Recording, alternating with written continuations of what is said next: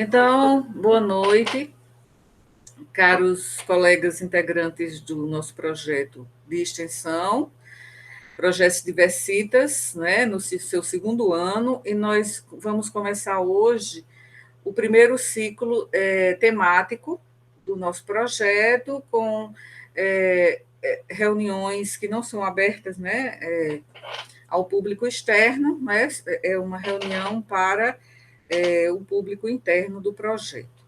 E vamos fazer revisões de temas que já estão definidos, e eu vou começar hoje, né, com a temática. Por favor, pode passar, Cândida. E eu tentando passar aqui. Pode passar o primeiro. A temática diversidade funcional, uma nova perspectiva sobre a deficiência. Né? Que perspectiva é essa? É a perspectiva de considerar a pessoa com deficiência como capaz quando tem os recursos, né, assistivos necessários para poder desempenhar suas atividades, tanto atividades sociais, como estudante, como profissional. Né? Então, a pessoa é capaz. Né? A deficiência é uma variação do que chamamos estatisticamente de normal. Mas se a pessoa pode exercer suas funções e pode viver sua vida, né? Conseguindo usufruir, né, de todos os direitos humanos fundamentais e todos digamos assim, conseguindo satisfazer as necessidades, né, como pessoa, como profissional, em todas as dimensões da sua vida, essa pessoa ela é considerada capaz. Então, a despeito do ableísmo, né, que é o preconceito e a discriminação, porque há um modelo padrão, né, do que seja a pessoa que é considerada normal, entre aspas.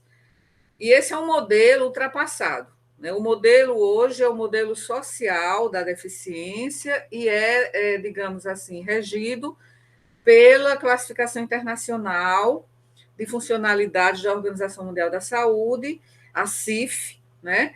E, digamos assim, se afastando daquele modelo biomédico que já discutimos no nosso projeto o ano passado, né? Que é o modelo biomédico e o modelo social da deficiência. Então, pode passar, por favor, Cândida. Então, assim, para iniciar essa questão de uma perspectiva nova para a deficiência, eu coloco assim uma reflexão em torno de serem as pessoas com deficiência a minoria, né, identitária mais, digamos, maior. A gente fala em minoria e fala maior, né? E fica estranho. Mas a maior minoria identitária, né, que existe em termos de diversidade humana é a das pessoas com deficiência, né? Mas elas continuam a ser, tanto física quanto socialmente, marginalizadas, né, na coletividade de uma maneira geral. E assim, em muitos países hoje, as pessoas com deficiência ainda são privadas, né, dos seus direitos e liberdades de forma a que se sintam e que são realmente excluídas. Né? Então, por quê? Porque a discriminação contra as pessoas com deficiência está geralmente ligada, associada às aptidões, ou seja, são atitudes da sociedade que desvalorizam, que limitam, né, o potencial dessas pessoas geralmente, isso é decorrente de atitudes preconceituosas, não é? Discriminação, estereótipos negativos e estigma. Então, esse grupo, a gente falou, o maior grupo identitário, né, em termos de diversidade humana, porque as pessoas com deficiência são assim um grupo muito diversificado, como já conversamos antes, porque é um grupo que compartilha, né, a experiência de vivenciar limitações funcionais, que às vezes são significativas, outras vezes são leves, e, como resultado, acabam muitas vezes vivenciando a exclusão dessa plena participação em suas comunidades. Né? Então, as pessoas que experimentam sistematicamente desvantagens econômicas e sociais da pobreza e da discriminação acabam enfrentando maiores obstáculos ainda. Por quê? Porque as pessoas com deficiência elas têm maior disparidade no acesso ao trabalho, no acesso à saúde e, no acesso a muitos outros bens, né, e serviços da sociedade. Então, muitas vezes elas também acabam empobrecendo mais, né? E o fato delas estarem mais empobrecidas pelas barreiras que elas encontram faz com que isso se torne aquele ciclo vicioso. Elas se tornam, claro, as limitações se tornam maiores ainda, e isso acaba sendo um círculo, né, que é extremamente negativo. Então, aqui nessa foto, essa imagem que eu retirei do The Guardian, esse é um membro do time de futebol americano, Freetown Single Limb Amputee, né?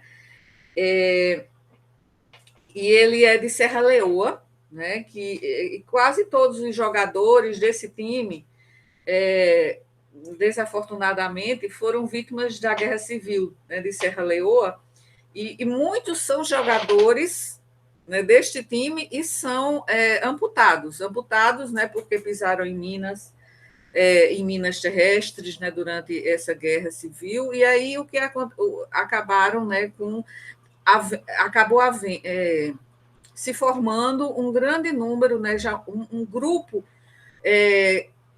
grande de pessoas com deficiências, né, nesse país, que é um país pobre, né, do terceiro mundo. E aí se junta, não é, tanto a deficiência quanto a pobreza, né, a inacessibilidade a serviços de saúde, a todos os serviços, enfim. Então, eu gostei muito quando eu vi essa imagem, e aí acabei capturando e guardei. Porque veja que essas pessoas, nesse time, eles conseguem exercer o seu papel social e profissional, né, ainda que tenham apenas uma perna. Né? Então, as limitações e as barreiras do ambiente, da sociedade, é que fazem com que as pessoas fiquem incapacitadas. Né? Porque se houver não só tecnologias assistivas, mas se houver por parte da sociedade, de uma forma geral, não só tolerância, né? Porque as pessoas com deficiência não precisam de tolerância, elas precisam de inclusão. Então, elas podem participar da sociedade e desempenhar o seu papel social, né? E assim elas não serão incapazes, elas serão pessoas capazes, né? Bom, então, bom, pode passar o próximo, por favor, Cândida. Então, só para ilustrar o que eu disse no início, que o grupo de pessoas com deficiência é o maior grupo minorizado, não é, do mundo, em termos quantitativos. Por quê? Porque é um grupo muito heterogêneo, né? Porque As outras minorias identitárias, como minorias de raça, etnia, gênero, orientação sexual, idade, né, são, digamos assim, não são tão heterogêneas. Ainda bem, ainda que a comunidade LGBTQIA+, tenha, né, vários grupos, né, dentro da própria comunidade. Mas no caso aqui da deficiência, né, as deficiências elas podem afetar os órgãos dos sentidos, né, as deficiências visuais, deficiência visual, auditiva, a surdo-cegueira, né, que é a deficiência múltipla, a deficiência intelectual, né, a deficiência física e, além disso, são deficiências que são muito diferentes, não só o tipo, mas são deficiências que podem ser estáticas ou então elas podem ser progressivas, podem ser congênitas ou adquiridas, né? Podem ser visíveis ou não visíveis. Né? Então, todas essas diferenças criam uma heterogeneidade dentro desse todo. Foi por isso que, como eu disse na reunião passada, quando eu submeti esse projeto no segundo ano ao Probex, eu pensei em diminuir o escopo, né? Digamos assim, colocar um foco na deficiência física. Mas aí depois, conversando com vocês, e principalmente quando o Estácio falou da questão da deficiência intelectual, do autismo, da síndrome de Down, aí eu pensei, a gente pensou, né, em voltar a nosso escopo, né, panorâmico de antes, né, porque é um grupo heterogêneo, mas assim são pessoas que vivenciam as mesmas barreiras e as mesmas atitudes preconceituosas, a discriminação e o estigma também, né? Então,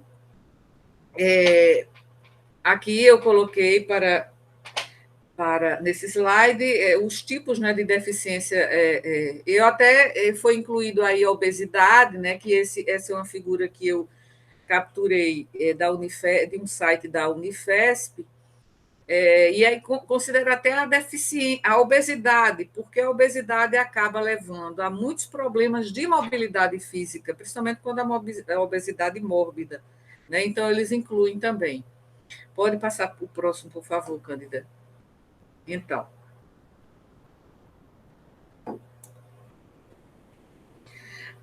a gente sabe, né, qual é o conceito de deficiência.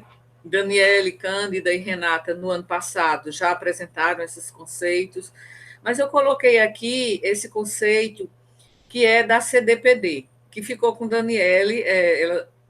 Eu pedi para ela trocar o tema que ela tem escolhido, e aí ela ficou com a CDPD, que é a Convenção Internacional das Nações Unidas, né, em defesa dos direitos das pessoas com deficiência. E esse é o conceito da CDPD, né, que pessoas com deficiência são aquelas que têm impedimentos de longo prazo de natureza física, mental, intelectual ou sensorial, os quais, em interação com diversas barreiras, podem obstruir sua participação plena e efetiva na sociedade em igualdade de condições com as demais pessoas.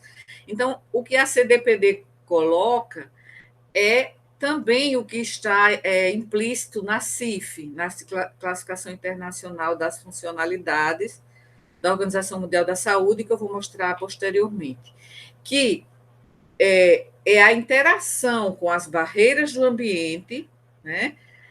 Tanto as barreiras estruturais quanto sociais, que fazem com que essa pessoa deixe de participar plenamente da sociedade em igualdade de condições. Né? Então, por isso que eu achei importante destacar o conceito da CDPD.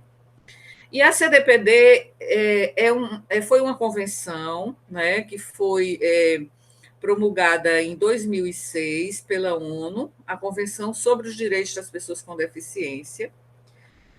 E essa convenção ela rege, né, os estatutos, né, os regimentos, tudo que se relaciona às pessoas com deficiência nos países que são afiliados, né, os países que, como se diz, países membros, né, da ONU, e que assinam, como o Brasil assinou e foi incluído como um capítulo da Constituição, né, os direitos da pessoa com deficiência, segundo a CDPD. Então, esses países ficam, né, digamos, ficam sob a égide dessa convenção. Né? Então, é muito importante conhecer essa convenção e que Daniele vai apresentar na sua revisão aqui no nosso primeiro ciclo temático. Tá? Pode passar, por favor? Sim, aqui é também só para a gente lembrar, e que foi, eu não sei se foi Daniele ou se foi Cândida, que colocou uma postagem no nosso perfil do Instagram, falando sobre, né, o contingente de pessoas no Brasil que tem deficiência. Né? Então, é um contingente que ultrapassa o contingente mundial, né? Porque mais de 1 bilhão de pessoas vivem com alguma forma de deficiência no mundo. Né? E aproximadamente 80% dessas pessoas vivem em países de baixa renda, como é o caso daquele jogador de Serra Leoa. Né?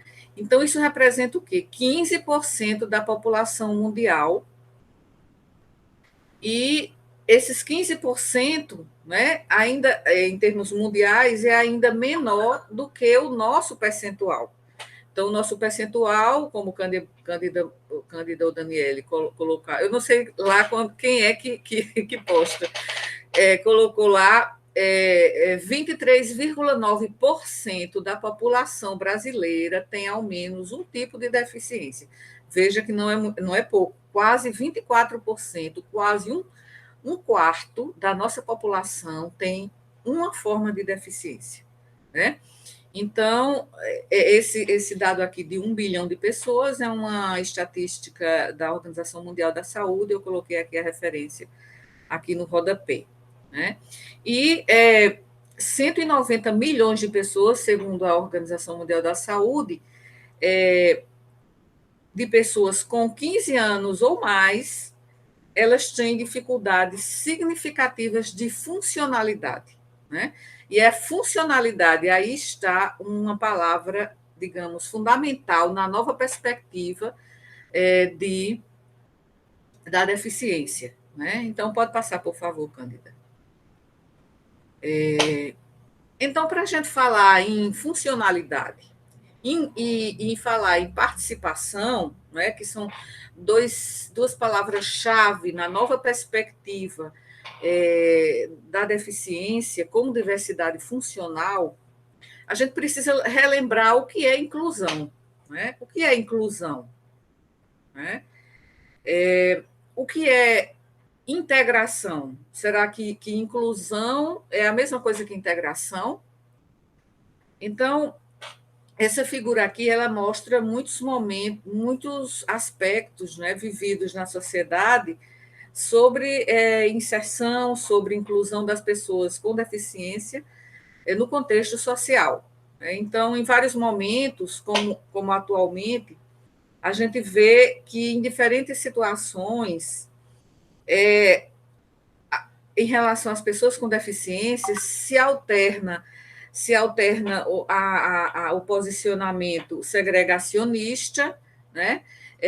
Com o integracionista, com o excludente e com o inclusivo, né? Porque o Estatuto está aí para fazer tanto empresas quanto instituições, de uma forma geral, atenderem às necessidades, né, que são direitos humanos das pessoas com deficiência. Mas nem sempre isso digamos assim, uma realidade. Né?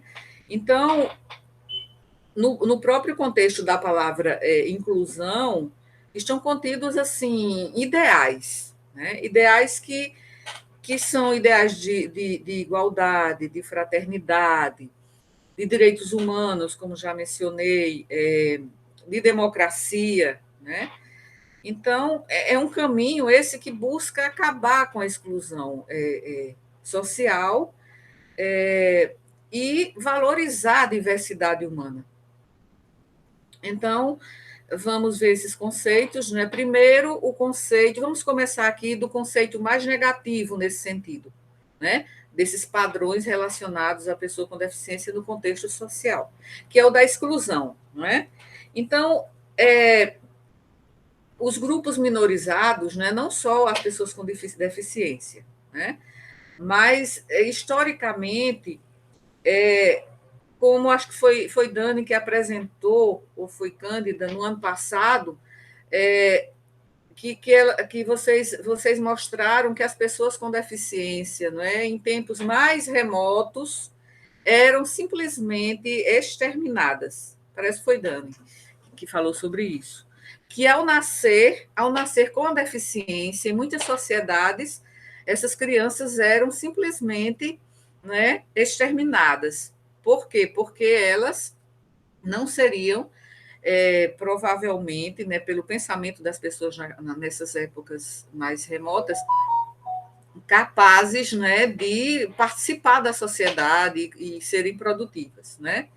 Então, não só em relação aos recém-nascidos com deficiência, mas também, assim, as classes sociais dominantes acabavam também explorando essas pessoas, né? Ou mesmo perseguindo essas pessoas. Eu não sei se já comentei com vocês, eu acho que eu comentei com a turma de diversidade, né, na disciplina, que uma vez uma cena me deixou assim muito muito chocada. Eu era adolescente, tinha uns 15 ou 16 anos, e eu fui com minha tia, né, numa cidade do Ceará.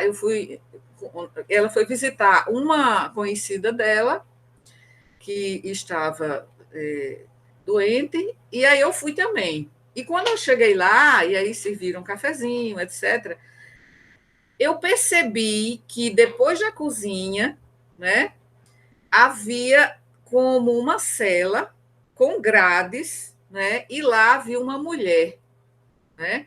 Era uma das filhas dessa senhora, né, que nós fomos visitar, que tinha doença mental e ela era mantida em cárcere privado para não causar transtornos. Isso foi quando? Em 1979, né? Então, e hoje a gente ainda vê no noticiário, algumas vezes, a denúncia, né, de pessoas que são mantidas em cárcere privado. Isso é uma forma, não é, cruel de exclusão, né? Então, essa é digamos, o padrão de exclusão. Então, muitas vezes, ainda hoje em dia, as pessoas com deficiência são excluídas, né? E o da segregação, né? As pessoas não são assim, digamos, colocadas para fora, não é, de determinada comunidade, mas elas são distanciadas, né, da família, né? São geralmente atendidas em instituições que assistem, é, instituições filantrópicas, né, religiosas que assistem essas pessoas, principalmente nas classes socioeconômicas mais desfavorecidas, né? Então, essas escolas especiais que surgiram, né? Muitas escolas especiais para as crianças com síndrome de Down, por exemplo, né? Para os autistas. Essas escolas, elas, de certa forma, elas segregam essas crianças, porque essas crianças elas poderiam estar na escola, uma escola, digamos, comum, né? Desde que os professores tivessem uma habilidade, tivessem uma formação para atendê-las. Mas muitas vezes elas estão em escolas especiais, e ali é uma forma de segregação, né? E as pessoas com deficiência muitas vezes são segregadas.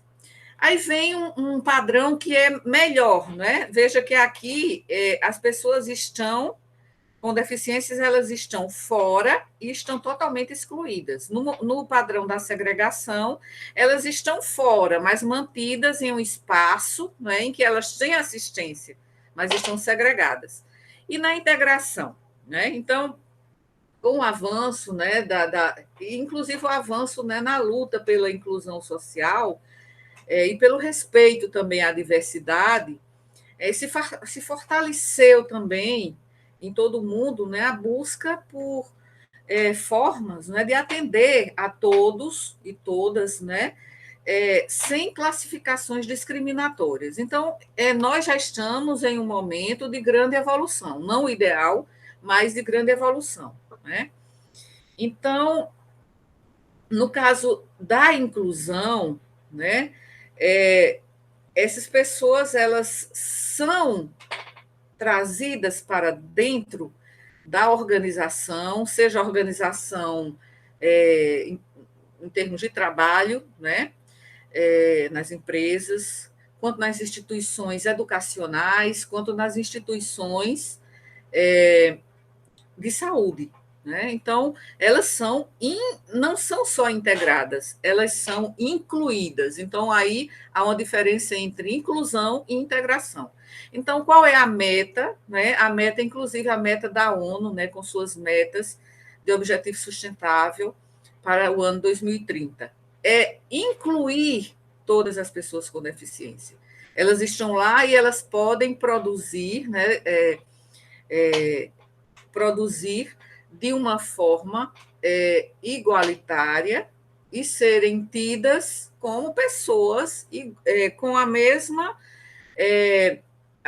os mesmos direitos, a mesma capacidade que os demais. Só que aí não é a igualdade, tá? Aí é a equidade. Por quê? Porque ela vai precisar de tecnologias assistivas para que ela possa, não é? A equidade é isso, né? A equidade é fazer com que aqueles mais que têm menos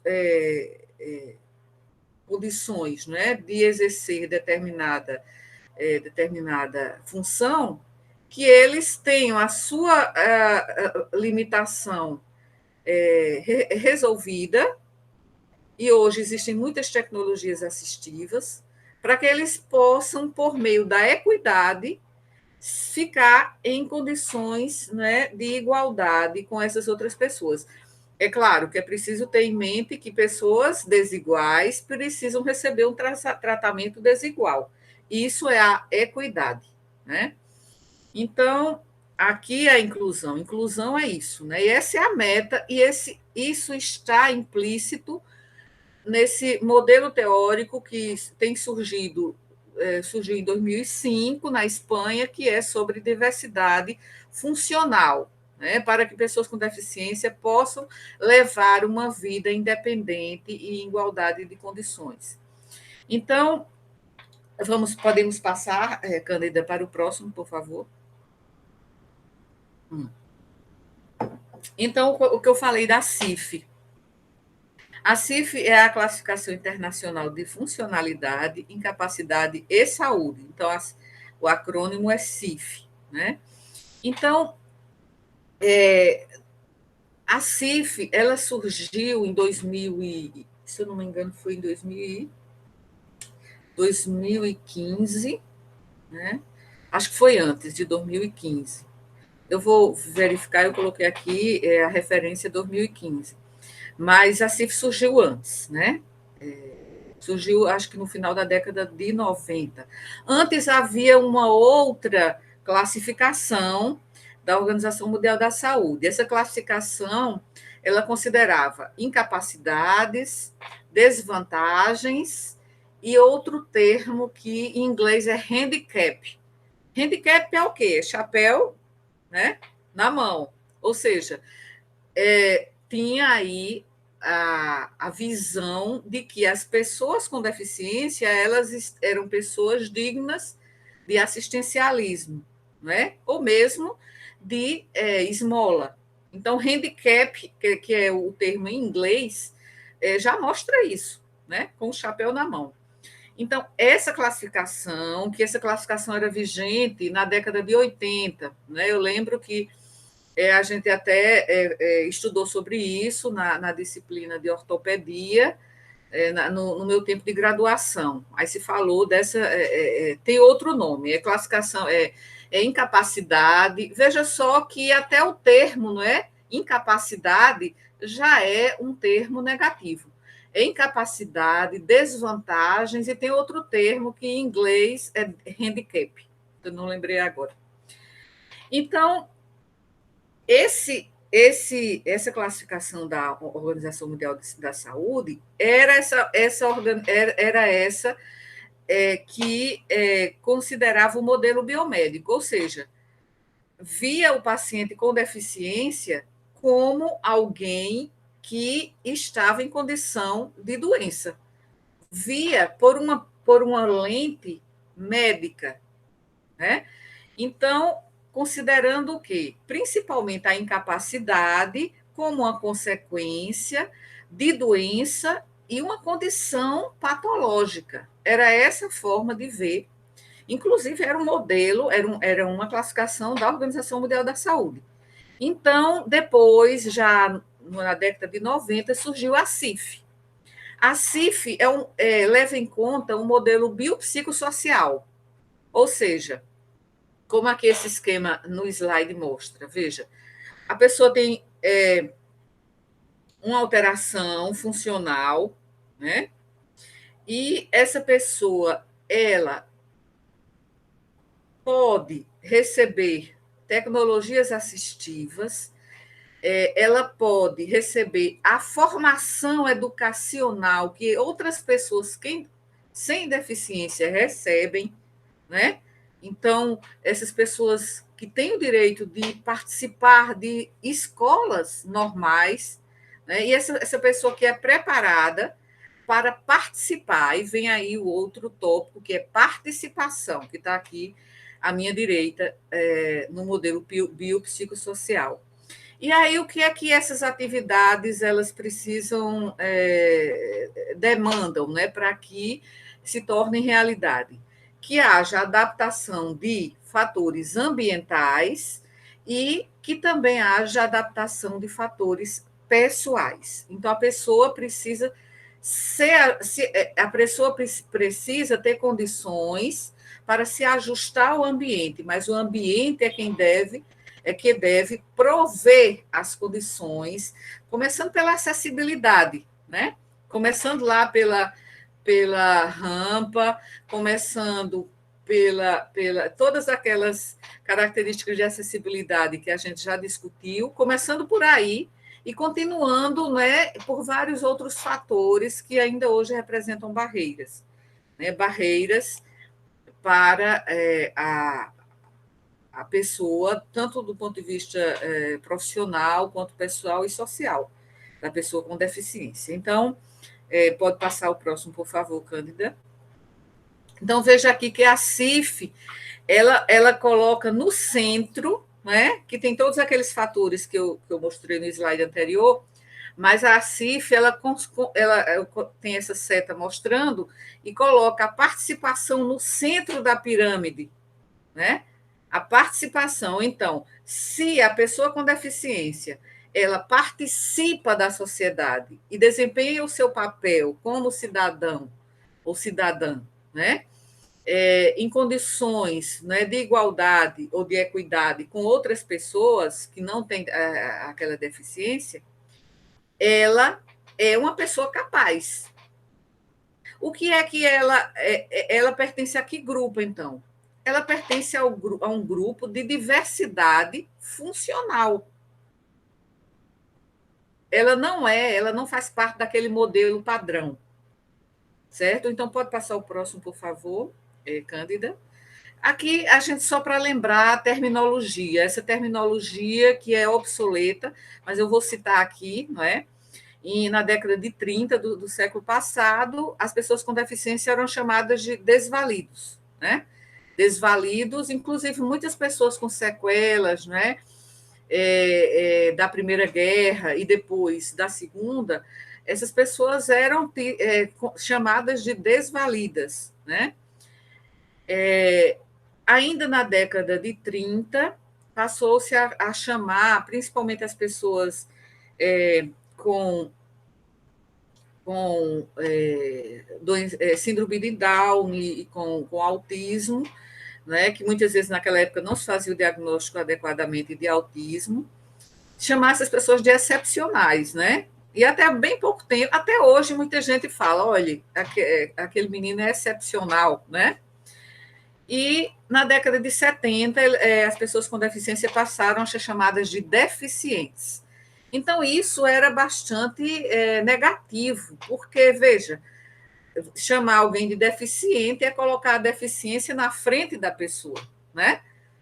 Então, no final, na década de 80, eu lembro bem que se chamava pessoas portadoras de deficiência. Passaram a ser pessoas portadoras de deficiência. E em 2009, começou-se a perceber que, na verdade, ninguém porta a deficiência. Quem é que porta a deficiência? É como a gente dizer, por exemplo, esse paciente é portador da doença tal, mas ele não porta a doença, né? Então, foi tirado esse nome portador e ficou pessoa com deficiência, né? E a perspectiva nova e talvez do futuro, porque começou muito recentemente a se teorizar e a se, digamos, até haver um ativismo, né, político em relação a isso, no futuro será pessoa com diversidade funcional. E na Espanha já se usa muito essa terminologia, mas fora da Espanha, não, porque os autores que idealizaram esse termo são espanhóis, né? Agora, em alguns países aqui da América Latina, como a Argentina, e tem outros países também, chamam assim pessoas vivendo com deficiência, assim como se fala, né, pessoas vivendo com HIV/AIDS. Mas no futuro se pensa que se fale em deficiência como diversidade funcional, sendo a deficiência uma diversidade humana, assim como as outras diversidades, certo? E hoje esses termos são inadequados. Chamar de alguém de excepcional, chamar, olha esse deficiente, né? Portador de deficiência também é um anacronismo. E também eu lembro até que no projeto do ano passado, no título, eu coloquei pessoas com necessidades especiais. Né? Depois foi que eu percebi. Então, também não se usa mais pessoa com necessidades especiais. É um termo que já foi, digamos, abolido, embora a gente não foi abolido porque ainda está sendo usado na prática, né? Mas não se deve usar essa terminologia mais. Por favor, o próximo, Cândida. E aí, assim, será que a gente vai se encaminhar para uma linguagem global? Né? Então, veja, tem muitos termos que são usados até no contexto clínico para se referir à deficiência.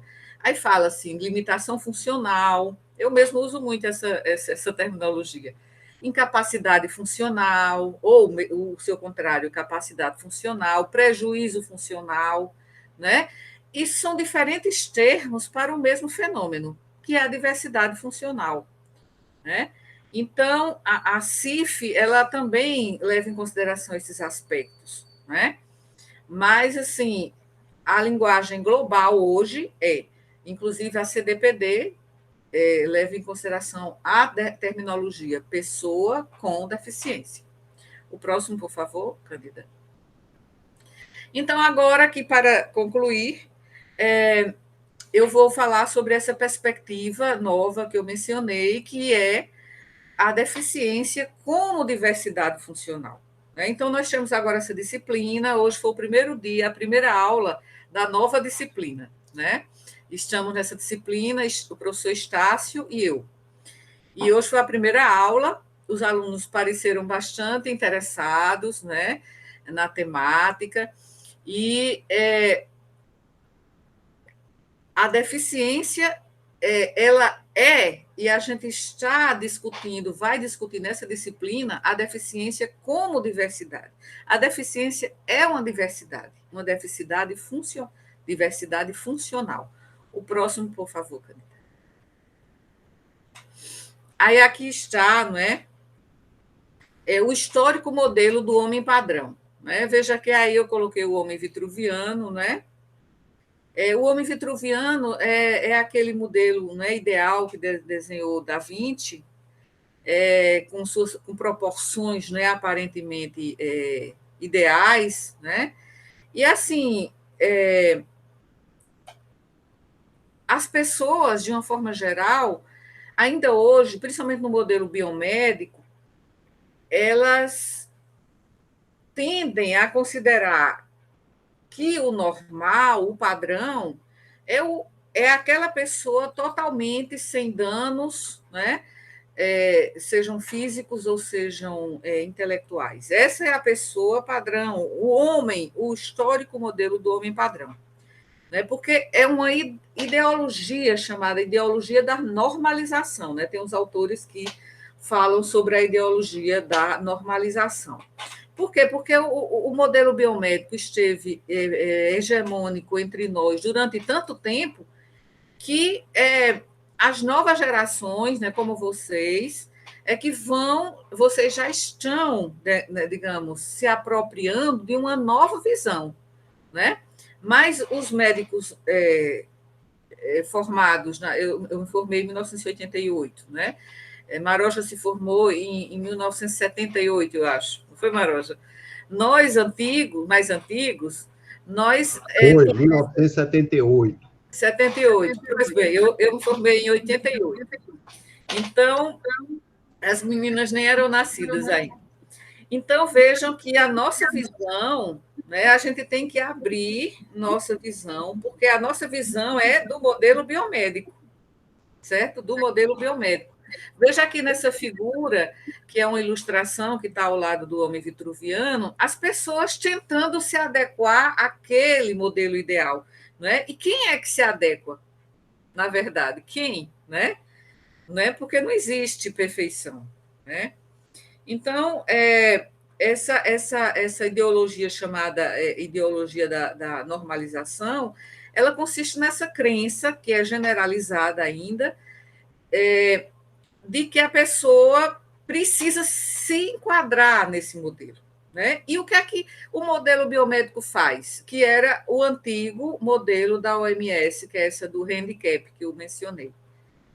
Ela leva, né, e levou durante muito tempo, os profissionais da saúde a quererem, de todas as formas, habilitação e reabilitação a todo custo, né? Para prover o quê? As pessoas com deficiência de serviços, né, que atuem sobre seus corpos para que executem funções mais próximas possíveis do normal. É claro que isso nem sempre é possível, né? Que a normalidade, nesse caso, ela se traduz em ações que fariam, pelo menos na média estatística, as pessoas que não têm deficiência, de acordo com sua idade, claro, elas se encaixarem em determinado modelo. Mas a ideologia da perfeição, ela é tão arraigada na nossa cultura, né, que a gente sempre está querendo, indo em busca da perfeição, né, da beleza, da eterna juventude. Por quê? Porque essa é a forma de pensar no nosso mundo ocidental.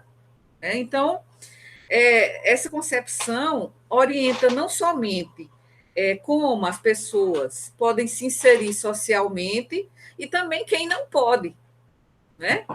Veja que isso é um modelo cruel. E no Brasil, assim, é possível identificar alguns exemplos, né, de como, às vezes, a própria religião pode produzir representações sobre as deficiências tem até uma certa, digamos, popularização, não é? Eu não sei se não sei a religião de vocês, mas eu só estou dando aqui um exemplo, né? Por exemplo, algumas religiões do neopentecostalismo, por exemplo, né? A gente, quando às vezes a gente nunca mais eu acessei a TV aberta, mas quando a gente acessa e vai mudando os canais, né? A gente vê que muitas dessas igrejas neopentecostais, porque elas são, digamos, movidas pela teologia da prosperidade, né? Então, elas corroboram essa imagem da deficiência como um mal, né? E que pode ser curado, né? Ou seja, é a mesma ideologia que rege o modelo biomédico. No caso, o modelo biomédico não é bem uma ideologia. Na verdade, é uma concepção, né, científica que permaneceu vigente durante muito tempo. Então, na verdade, isso sempre esteve presente, né, na maneira de a medicina, de os médicos julgarem, digamos, diagnosticarem e fazerem uma avaliação, um julgamento clínico de determinada pessoa. Uma pessoa com deficiência, que era enquadrada antes como doente, era a sua classificação funcional, ela era avaliada por meio da CID, e muitas vezes ainda é. Então, se você pegar a CID-10, a Classificação Internacional das Doenças, né, da Organização Mundial da Saúde, e for encaixar uma pessoa com deficiência na CID-10, que é o que o modelo biomédico faz, você vai ver que essa pessoa ela vai ficar limitada, inclusive com o diagnóstico, e assumindo socialmente o papel de doente. É claro que muitas pessoas com deficiência têm uma doença de base e que precisa ser tratada. Mas isso não é o que acontece com todas as pessoas com deficiência. Então, para isso, o médico precisaria, isso não está incorporado, certo, na prática médica, mas o médico deveria consultar a CID e a CIF, porque a CIF vai mostrar a questão da funcionalidade e da participação. E vai ver se essa pessoa está participando, né, como cidadão da sociedade, em termos de trabalho, de estudo, em termos sociais, em termos familiares, em todos os setores da vida. Então, agora, você acha que os neurologistas, eu até vou perguntar a Estácio, se ele estivesse aqui, eu ia perguntar, Estácio, você usa a CIF para você fazer um laudo, né? Porque você pode enquadrar uma pessoa com deficiência em uma doença, em uma patologia, e aquela pessoa ela passa a não ser mais produtiva e nem socialmente, digamos, uma pessoa socialmente produtiva, né? Então, é preciso considerar a CID e a CIF também, tá? Então, esse modelo do homem padrão, nesse modelo, talvez 0,000% da população se enquadra a esse modelo da perfeição, né? E, na verdade, são os nossos defeitos que nos tornam singulares, né? Nossa singularidade também vem dos nossos defeitos. A pessoa, se todo mundo fosse igual e perfeito, né? Então, pode passar o próximo, Cândida, por favor.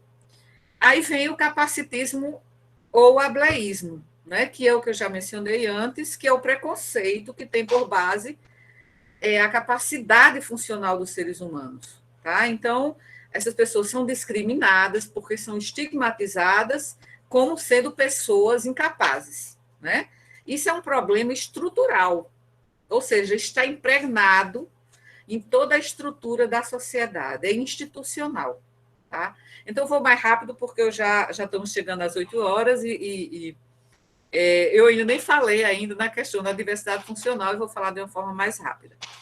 Então, qual foi a origem do termo diversidade funcional? Porque, na verdade, diversidade funcional já é uma repercussão da CIF, certo? E do modelo social da deficiência. tá? Foram precursores para que possa existir uma nova forma de encarar a pessoa com deficiência. Então, a origem do termo foi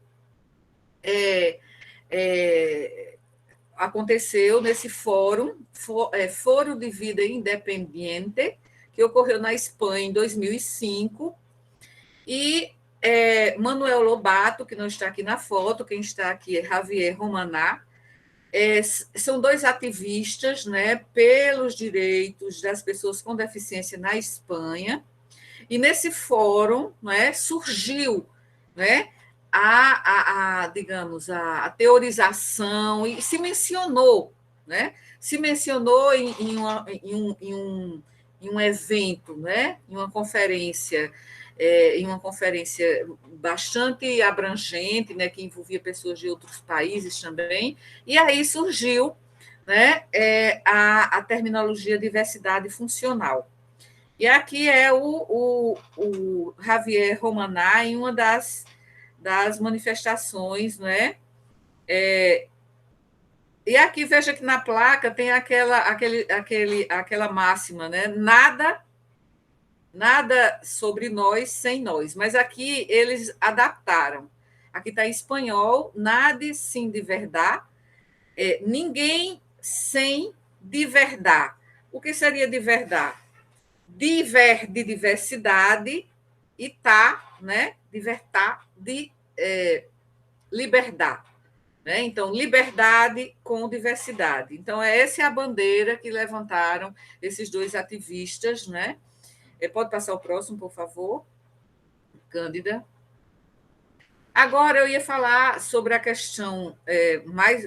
Eu até estudei para isso, a questão da teoria sociológica crítica, em cima da diversidade funcional. Mas, assim, não vai haver tempo, mas eu vou citar aqui só os autores que mais estudaram essa questão, não da diversidade funcional, porque não se sabia, né, na época desses filósofos em que eles tiveram as suas teorias, né, difundidas, Pierre Bourdieu e Michel Foucault, mas ele ele aplica a teoria crítica em cima da questão da diversidade funcional, no caso da deficiência. Né? Quer dizer, no caso, os teóricos que estão, né, desenvolvendo esse novo referencial, eles se baseiam muito, né, nesses dois autores. Né? Eu não vou aqui me referir,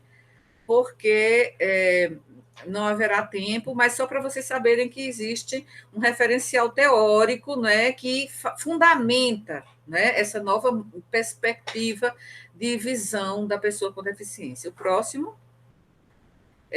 Também aqui fazia parte, né, dessas abordagens, e aí, por meio desses teóricos, desses filósofos, esses autores que eu mencionei antes, da diversidade funcional, eles falaram dessas abordagens da pessoa com deficiência, a abordagem da exclusão, a abordagem da reabilitação e a abordagem atual, que é a abordagem social, que é a busca de uma vida independente. As pessoas com deficiência poderem viver de maneira autônoma, independente, né? Como as pessoas sem deficiência.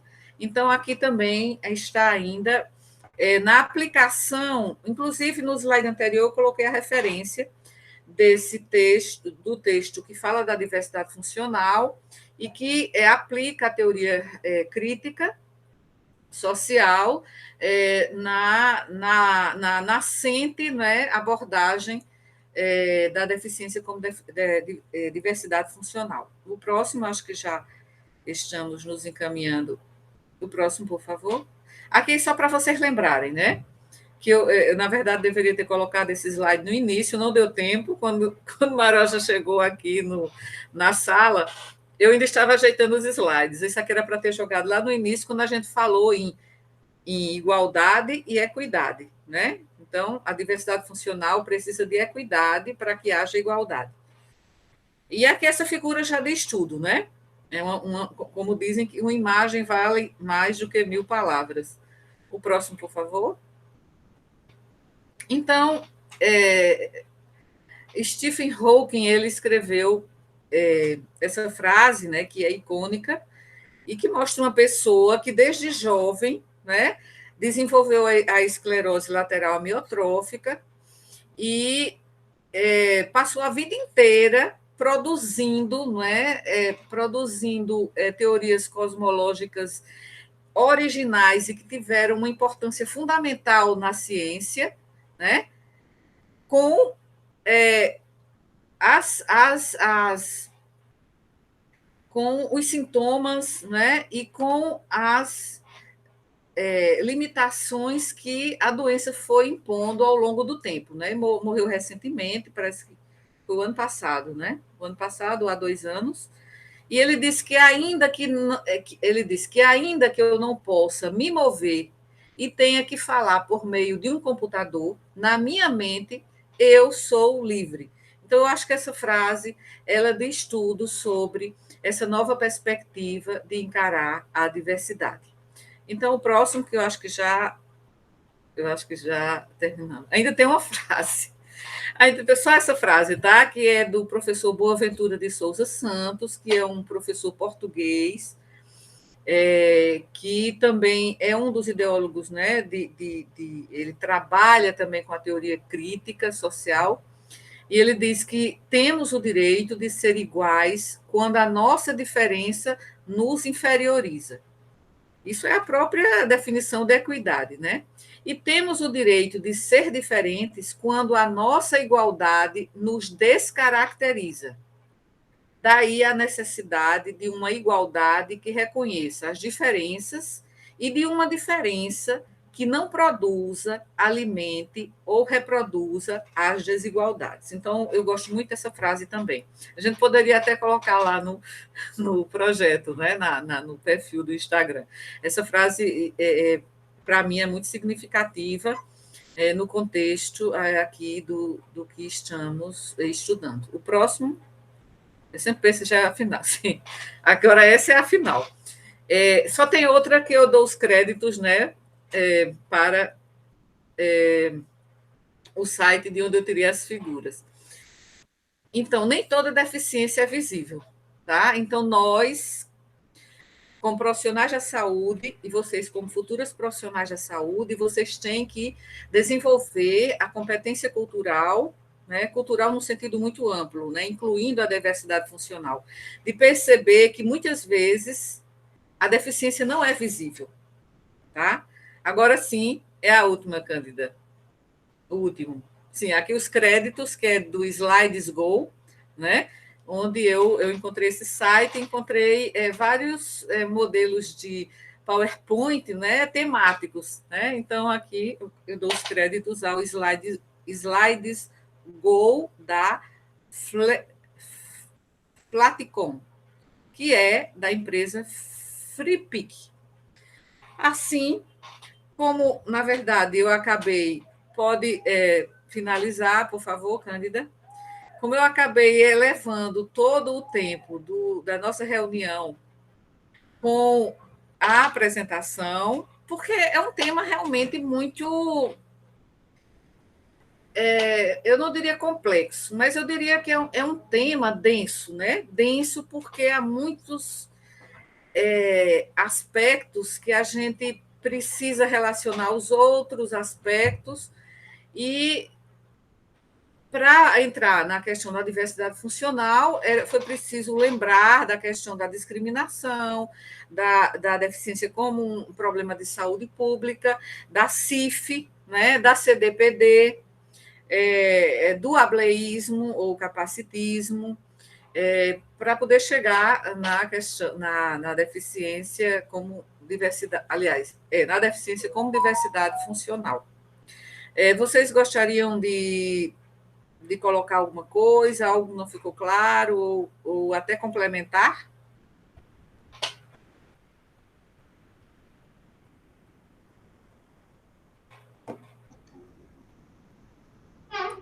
Rilva,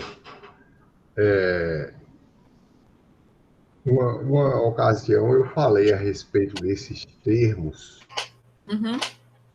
e achava que existia muito modismo.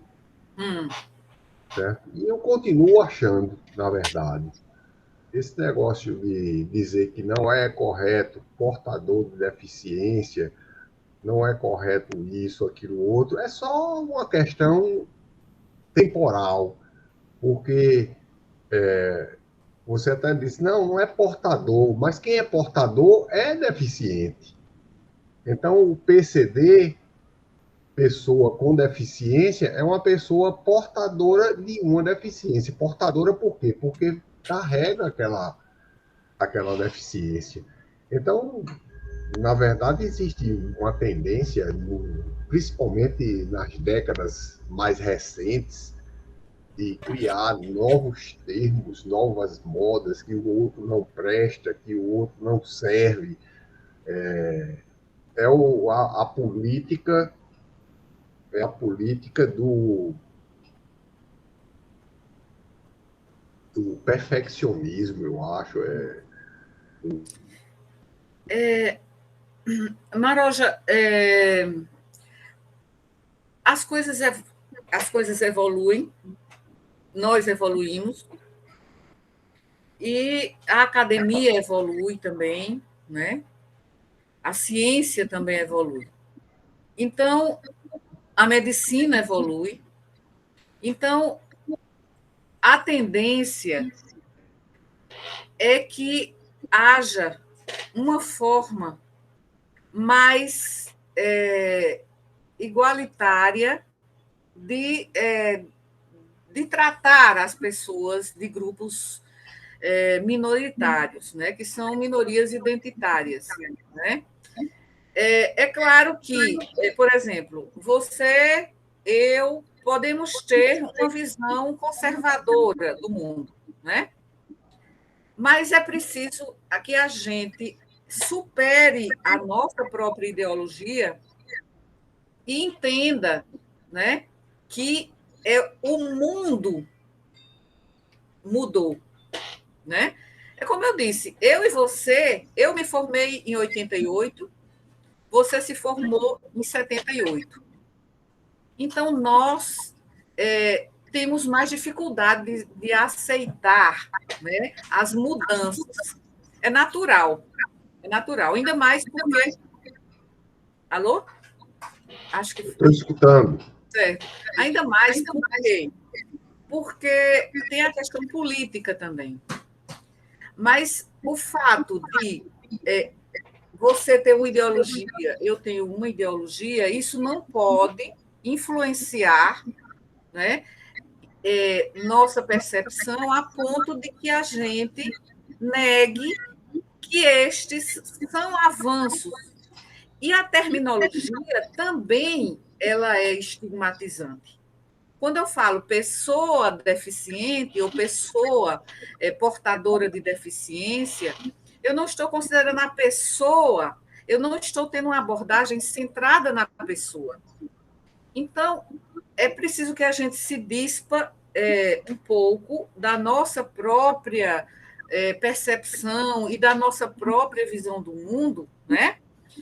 E a gente passe a tentar aceitar as novas formas de ver. Então, por que, que a gente chamava de inválido ou de incapacitado algumas pessoas que tinham deficiência em meados do século passado, na década de 30, 40? É porque ainda não tinha havido uma discussão ampla, né, sobre a repercussão que isso tinha na própria pessoa. Você sabe que pessoas com deficiência, elas acabam internalizando o preconceito e a discriminação. Isso é o pior tipo de estigma, que é o estigma internalizado. É o autoestigma. Então, se uma terminologia ela é mais inclusiva e menos discriminatória, por que é que nós não vamos aceitá-la? Certo? Pelo menos, eu tenho essa visão enquanto professora. Enquanto professora. Não é que eu tenho uma opinião no bolso e outra na lapela, não é isso. É porque é preciso separar, eu acho que é preciso separar as coisas, certo? Se há estudos que já mostram que o autoestigma é muito deletério para a saúde das pessoas e a terminologia faz com que as pessoas internalizem o preconceito e a discriminação, por que é que nós vamos usar essa terminologia? É tão fácil usar, por exemplo, claro, o termo diversidade funcional não é usado ainda, só na Espanha. Mas eu não sei se daqui a 20 anos, né, essa terminologia, porque tudo, por exemplo, quando a OMS e a ONU, né, que a OMS é da ONU, quando a ONU acaba recebendo todos esses estímulos e essas demandas, é a própria ONU que vai mudar o entendimento. E a ONU mudando, e a OMS mudando, todo mundo vai seguir aquelas recomendações e diretrizes. Ainda não acontece em relação à terminologia diversidade funcional. Mas daqui a uns 20 anos, né, as meninas vão poder trabalhar, talvez, com essa terminologia. É uma terminologia que passa a ser aceita. Por exemplo, a CDPD, né? Ela passou a ser aceita por todos os países membros, porque isso foi uma demanda que surgiu até que chegou à ONU e a ONU viu a necessidade, né, de promulgar a CDPD. Então, isso independe do nosso pensamento, independe do que a gente pense. É o mundo lá fora, né? E se isso pode ajudar, inclusive politicamente, então por que não aceitar essa mudança? Bom, essa é a minha. Você tem a sua forma de pensar, né? A gente não precisa pensar igual. Eu penso nesse sentido em relação à deficiência, tá certo? Mas, claro, a gente tem todo o direito de. E você é uma pessoa assim, muito sensata, e eu acho que por isso, por esse seu bom senso, é que você já vivenciou tantos modismos, inclusive na medicina, que você tende a resistir, né, a essas mudanças. Não está certo. Você está me ouvindo? Estou. Está um pouquinho baixo, mas estou Bom, ouvindo, sim. eu só espero que daqui a pouco você não seja discriminada por ter chamado Daniele e Cândida de meninas e não de meninas. Não, Varoja, não vá para o outro extremo, hein? Não, mas é porque a humanidade está caminhando nesse sentido. É isso que eu estou percebendo da década de 50 para cá, o caminho está sendo Não, rapidamente nessa história. Mas é, eu prefiro dizer que Daniele e Cândida são umas belas meninas. certo, muito bem. Então, eu concordo também. E, assim, isso já é outra discussão, não é? Que é o dialeto neutro. O dialeto neutro aí está sendo muito controverso, está sendo muito discutido, não é? Mas é outra questão, né? É outra questão, com Então, certeza. gente, vocês queriam falar alguma coisa, Daniele e Cândida? Nós já estamos extrapolando 18 minutos, mas 2 minutos Mas a olha, mais. a gente está aqui em família, certo? Em Não tem casa. mais Todo mundo ninguém, está em só tem casa. eu, você, Daniela e Cândida. Então a gente está dentro de casa. É verdade. Então, nesse caso, podemos encerrar nossa reunião de hoje. Eu vou deixar gravado, porque é bom, a partir de agora, já passaram as reuniões de planejamento, aí agora a gente grava, porque é uma forma também de nós, se for necessário, comprovarmos o nosso trabalho, né? Afinal de contas, nós temos um projeto, temos que dar. Prestar contas, né, de que nós estamos trabalhando. Né? Então, por isso que acho que nós devemos gravar. E também porque isso é o quê? Isso é produção de conteúdo, isso é produção de conhecimento, não é isso? É tanto que a partir eu escrevi alguns tópicos aqui, e esses tópicos eu vou transformar em texto, que vai ser a minha parte, né, no e-book que a gente vai, digamos, o capítulo que pelo qual fiquei responsável, nesse e-book que nós estamos assim idealizando, né?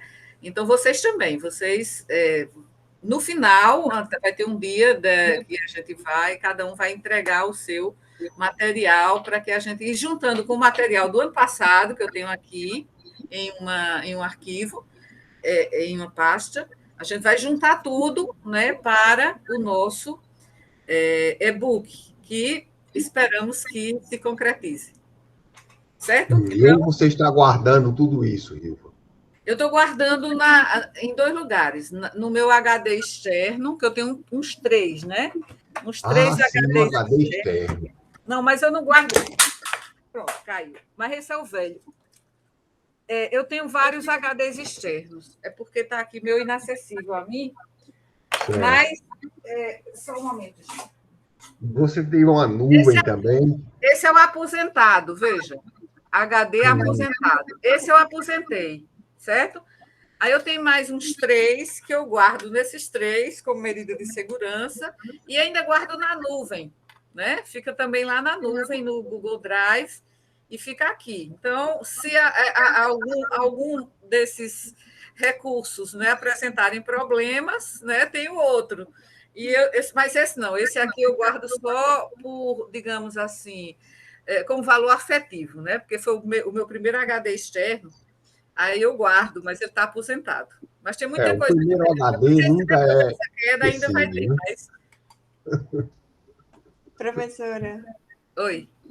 Eu lembrei de algo, é só um relato rapidinho para falar. Quando a senhora falou sobre com a sua tia para fazer uma visita em uma casa, eu lembrei muito de uma conversa que tivemos, porque eu tenho um primo que ele tem síndrome de Down, e eu tenho uma sobrinha nova, bem criança, que também tem síndrome de Down.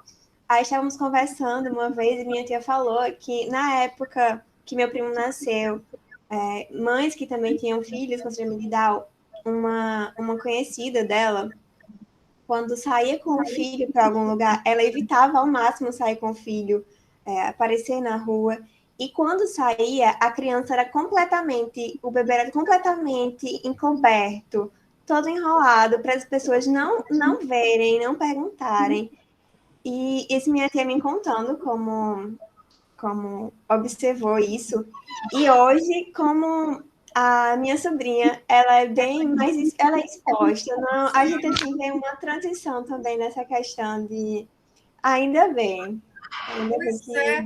Isso aí é sinal dos tempos, viu, Maroja? Sinal dos tempos. E veja, hoje uma pessoa com síndrome de Down vive até os 50 anos, antes não passava dos 20, né? E isso também decorre da sua participação social, da sua valorização social, né? Então, eu acho que estamos mudando, pelo menos nesse sentido, estamos mudando para melhor. Então, gente, podemos nos despedir por hoje. Nos reuniremos daqui a 15 dias, que vai ser a apresentação de Cândida, não é isso? De Cândida, muito bem. Eu acho que a nossa como está sendo gravado, eu não vou falar. Então, eu acho que Lilian deve ter esquecido ou está de plantão, né? Ela nunca olha o WhatsApp, assim, ela não gosta muito de WhatsApp. Deve ter sido isso. Da próxima vez eu vou ligar para ela. Tá bom, gente. Então, aqui desligo a minha câmera e desligo o meu microfone. Boa noite. Cuidem-se e até a próxima. Obrigada pela atenção, tá? Boa noite. E obrigada também. Abraço. Abraços. Tchau.